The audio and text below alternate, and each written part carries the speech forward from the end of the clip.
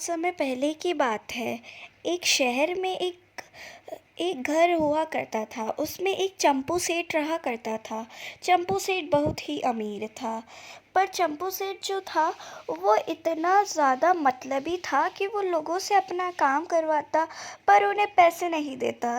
पूरे सारे शहर वाले तो परेशान ही आ गए थे, क्योंकि शहर वालों ने उसे वोट देके शहर का नेता इसलिए बनाया था क्योंकि उसने सभी को अपनी बातों से या सबको अच्छा भला बता के कि उसने कहा था कि बिजली का बिल मैं भरूंगा, सबके घरों में पानी आएगा। ऐसे बहुत सारी बातें बोलकर खुद नेता बन गया। और अब है कि अब सबसे काम करवाता है और पैसे किसी को नहीं देता। और जब जब कोई काम नहीं कर जो कोई काम नहीं करता उसको वो जेल में डाल देता, क्योंकि वो तो वहाँ का नेता है ना।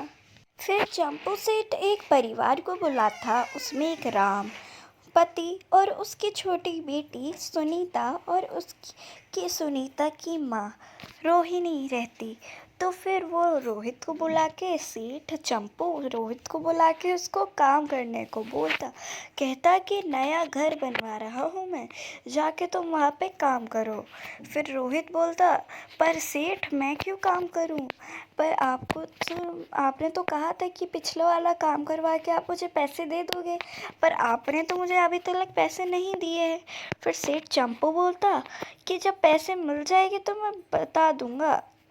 फिर फिर रोहित बोलता, ठीक है मालिक।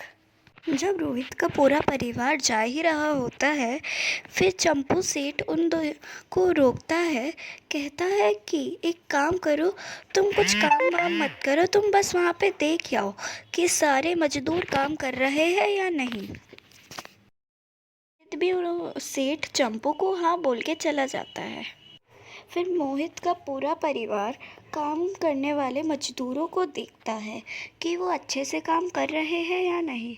मजदूर सारे अच्छे से काम कर रहे होते हैं। फिर जब तीनों सेठ को बताने के लिए घर पे पहुंचते हैं तो सेठ तो कमरे में होता ही नहीं है। फिर जैसे ही रोहित का परिवार उसके सेठ के कमरे में उनको ये बात बताने के लिए आते हैं तो वो देखते हैं कि सेठ तो सो रहा है।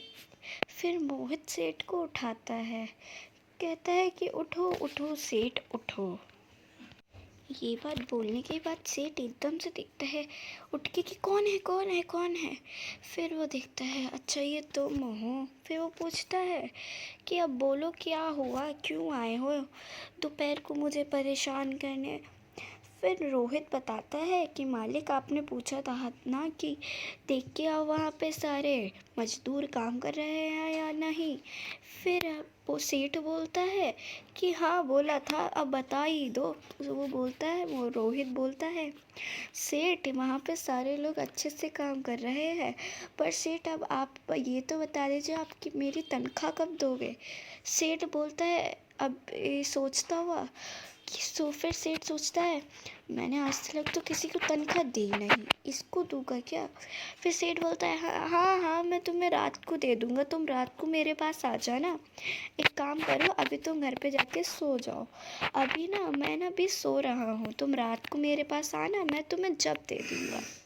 फिर रोहित भी बोलता है, ठीक है मालिक। फिर रोहित की पत्नी उससे बोलती है, मैंने तुम्हारे सेठ के बारे में बहुत सुना है, ये किसी को पैसे नहीं देता पर काम सबसे करवाता है। फिर रोहित बोलता है, तुम ऐसा मत बोलो, अगर इसने ये मुझे शाम को पैसे नहीं दिए तो हम जाके पुलिस में बोल देंगे, क्योंकि मैं भी इसको देख रहा हूँ सेठ को काफ़ी दिनों से कि ये भी मुझको पैसे नहीं दे रहा है। बोलता है शाम को ले लेना, फिर बोलता है कल को ले लेना। फिर रोहित की पत्नी बोलती है, हाँ अगर रात को इसने पैसे नहीं दिए ना तो हम सारे कर्मचारी सारे शहर वाले मिलके पुलिस के पास जाएंगे इसकी की बात बताने के लिए। फिर तीनों घर आके सो जाते हैं। फिर दोपहर हो ख़त्म हो जाती है, फिर शाम हो जाती है, फिर शाम को तीनों उठ जाते हैं। फिर शाम को उठने के बाद रोहित कहता है अपनी बीवी से कि मैं ना उससे पैसे लेने जा रहा हूँ, तुम मेरी बेटी के साथ मतलब हमारी बेटी के साथ सो जाओ, एक वरना तुम जागी रहो, मैं पैसे लेके आता हूँ। अगर उस मालिक ने पैसे नहीं दिए ना तो उसकी कंप्लेंट सारे शहर वाले मिलके पुलिस से करने पड़ेगी। फिर उसकी बीवी कहती है कि ठीक है पतिदेव तुम जाओ।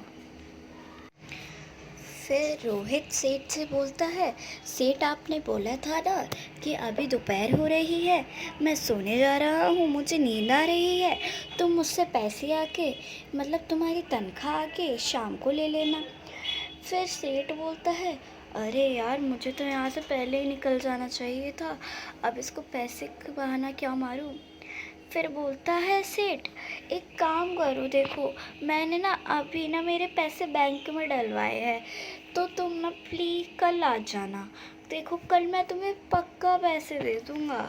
फिर बोलता है रोहित मालिक से कि मालिक आपका ये तो रोज़ का हो गया है, ये तो आप हम सब शहर वालों को एक महीने से यही बताते आ रहे हो। फिर सेठ बोलता है, मेरी मजबूरी है आज, तुम प्लीज़ समझो, प्लीज़ तुम कल आ जाना सेठ। फिर रोहित बोलता है, बस मालिक आपका हो गया, अब आप हमारे नेता थे, अब नहीं रहोगे आप हमारे नेता। फिर रोहित चला जाता है वापस। फिर चंपू सेठ भी उसकी बातों पर इतना ध्यान नहीं देता, कहता है कि क्या ही कर लेगा ज़्यादा से ज़्यादा, मैं तो यहाँ का नेता हूँ, हाँ छोड़ो भी। और चंपू सेठ को ये नहीं पता था अब रोहित और उसके साथ सारे शहर वाले मिलकर कितना बड़ा कदम उठाने वाले हैं। फिर वो कॉल करके ये सारी बातें अपनी बीवी को बताता है। बीवी बोलती है, एक काम करो, तुम पुलिस स्टेशन जाओ और तुम पुलिस स्टेशन के पुलिस को वहाँ से लेके आओ और गेट के बाहर खड़े हो जाओ सेठ के, हम सारे शहर वाले मिलकर अभी आ रहे हैं। फिर सेठ बोलता है ठीक है, फिर रोहित बोलता है ठीक है। फिर वो पुलिस को लेने चला जाता है। फिर रोहित और पुलिस वाले को लेके मालिक के घर के बाहर खड़ा हो जाता है। फिर रोहित सारी बातें ये पुलिस वाले को बताता है। पुलिस वाला कहता है कि पर तुम्हारे पास कुछ सबूत भी तो होना चाहिए, तुम ऐसे ही शहर के नेता को जेल थोड़ी करवा सकते हो। फिर रोहित बोलता है, ये रहे शहर वाले, इनसे पूछिए आप। फिर पुलिस पूछता है एक एक करके। पहले एक वो कर्मचारी से पूछता है, क्या तुम्हें सच में तनख्वाह नहीं मिलती है, ये तुमसे काम करवा के सच में ऐसा करता है। फिर वो विलेज मैन, फिर वो बोलता है गांव एक शहर का आदमी कर्मचारी कि हाँ रोहित बिल्कुल सही बोल रहा है, ये हमसे काम करवाता है और हमें पैसे भी नहीं देता।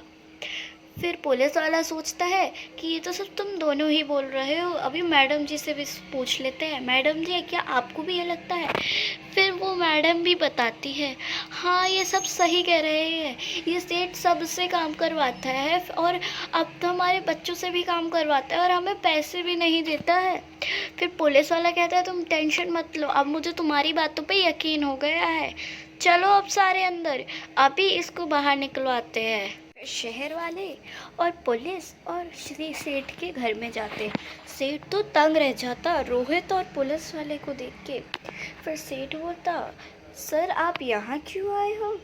फिर पुलिस वाला बोलता, हाँ हाँ सॉरी नेताजी, हमें ये अफसोस हुआ है ये सुन के कि आप सभी शहर वालों से नेता बनने के बावजूद भी सबसे काम करवाते और किसी को पैसे भी नहीं देते, इसलिए हमें आपको गिरफ्तार करना पड़ेगा। फिर सेठ बोलता, सर इनके पास कुछ प्रूफ है। फिर पुलिस वाला बोलता, हमें सारा बाहर प्रूफ मिल चुका है, कृपया करके आप हमारे साथ सीधा थाने चलिए।